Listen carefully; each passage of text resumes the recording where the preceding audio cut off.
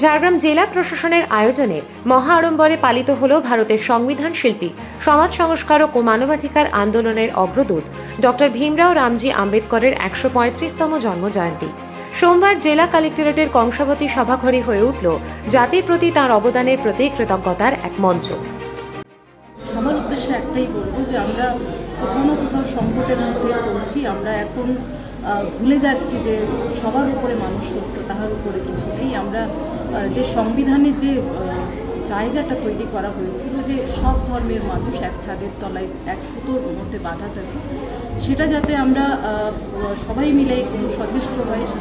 শুধু জন্মদিন পালন নয়, প্রত্যেকটা দিন প্রত্যেকটা মানুষকে মনে রাখতে হবে যে সংবিধানে আমাদের যে সুন্দরভাবে রচনা করা হয়েছে, সেখানে আমাদেরকে একটা সুতোর তলায় যেভাবে বেঁধে রাখার একটা প্রচেষ্টা হয়েছিল, সেটা অনেক ভাবনা চিন্তা করে অনেক কিছু ভেবে করা হয়েছিল।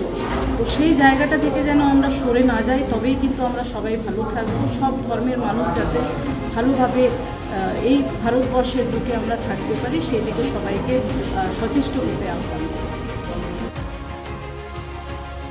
অনুষ্ঠানে উপস্থিত ছিলেন ঝাড়গ্রামের সাংসদ কালীপদ সরেন, রাজ্যের বনমন্ত্রী বীরবাহা হাসদা, জেলা শাসক সুনীল আগরওয়াল, পৌরপ্রধান কবিতা ঘোষ সহ জেলা প্রশাসনের একাধিক উচ্চপদস্থ আধিকারিক। আম্বেদকরের ১৩৫তম জন্মবার্ষিকী আমরা উদযাপন করলাম। এই একটাই উদ্দেশ্য, বর্তমানে আমরা যে বিশাল একটা ভারতবর্ষের একটা গণতান্ত্রিক দেশে বসবাস করছি, কিন্তু বাবা সাহেব আম্বেদকর যে সংবিধানটা রচনা করেছিলেন, সেই সংবিধান মোতাবেক এখনও কিন্তু ভারতবর্ষতে যাচ্ছে।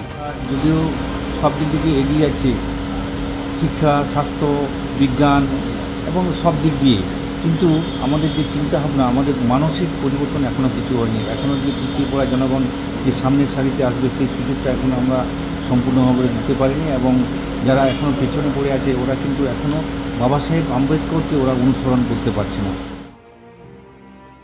বাবা সাহেবের প্রতিকৃতিতে মাল্যদান ও শ্রদ্ধাঞ্জলির মধ্য দিয়ে শুরু হয় অনুষ্ঠান। এরপর সমবেতভাবে পাঠ করা হয় সংবিধানের প্রস্তাবনা। ডেপুটি ম্যাজিস্ট্রেট শুভদীপ চ্যাটার্জি তার বক্তৃতায় গভীর অন্তর্দৃষ্টি ও ঐতিহাসিক দৃষ্টিভঙ্গিতে আম্বেদকরের জীবন ও কর্ম বিশ্লেষণ করেন। সমগ্র অনুষ্ঠানটি সুশৃঙ্খল সঞ্চালনায় ছিলেন সুপরিচিত বাচিক শিল্পী স্বাতিলেখা দে ঘোষ। এই দিনটি শুধু এক শ্রদ্ধার্ঘ নয়, বরং তা এক চেতনার উৎসব। বাবা সাহেবের ভাবনা ও মূল্যবোধকে নতুন প্রজন্মের কাছে পৌঁছে দেওয়ার এক উজ্জ্বল প্রয়াসে এভাবেই সামিল হল অরণ্য শহরের প্রশাসন।